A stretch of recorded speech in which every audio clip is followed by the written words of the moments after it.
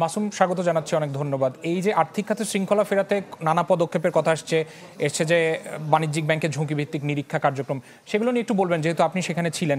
একই সাথে একই প্রশ্ন করে দেই যে টাকার মানের অবমূল্যায়ন হবে না বলে তিনি আশা প্রকাশ করেছেন বাংলাদেশ ব্যাংকের গভর্নর, সে ব্যাপারে তারা কি কি পদক্ষেপ নিয়েছেন?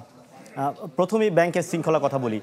গেল সরকারের আমলে প্রায় 15-16 বছর কিন্তু দেশের ব্যাংক খাতে একরকম লুট হয়েছে। সেই লুটের তথ্যও কিন্তু লুকিয়েছিল বিগত সরকারের আমলে, ব্যাংক থেকে শুরু করে কেন্দ্রীয় ব্যাংক থেকে প্রত্যক্ষ এবং পরোক্ষভাবে সবাই।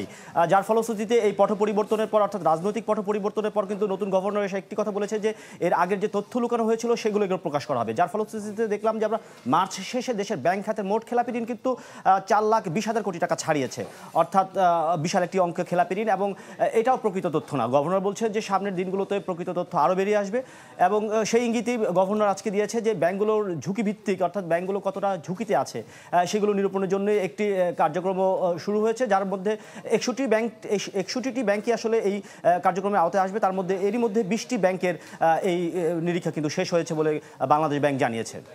এবং আপনি যে দ্বিতীয় প্রশ্নটি করলেন হচ্ছে টাকার অবমূল্যায়ন। আপনি জানেন যে টাকার অবমূল্যায়ন বলতে কী বোঝায়?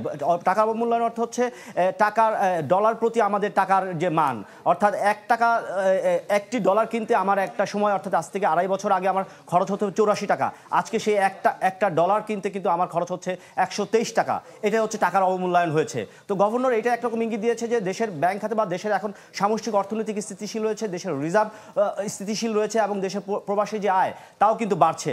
ফলশ্রুতিতে তিনি একরকম শক্ত বা তারা যে সিন্ডিকেট ভাঙতে পেরেছেন সেরকম একটি ইঙ্গিত দিয়েছেন গভর্নর। বিশেষ করে তিনি কিন্তু বলেছেন যে বাংলাদেশে টাকার মান নির্ধারণ হবে বাংলাদেশের ব্যাংকিং সিস্টেমেই, কখনো বিদেশে নয়। অর্থাৎ দুবাই ভিত্তিক যে ডলার মূল্য নির্ধারণ হতো সেইখান থেকে বেরিয়ে এসেছে বাংলাদেশ, সেটাই কিন্তু ইঙ্গিত দিয়েছেন গভর্নর। মাসুম, অনেক ধন্যবাদ যুক্ত হওয়ার জন্য।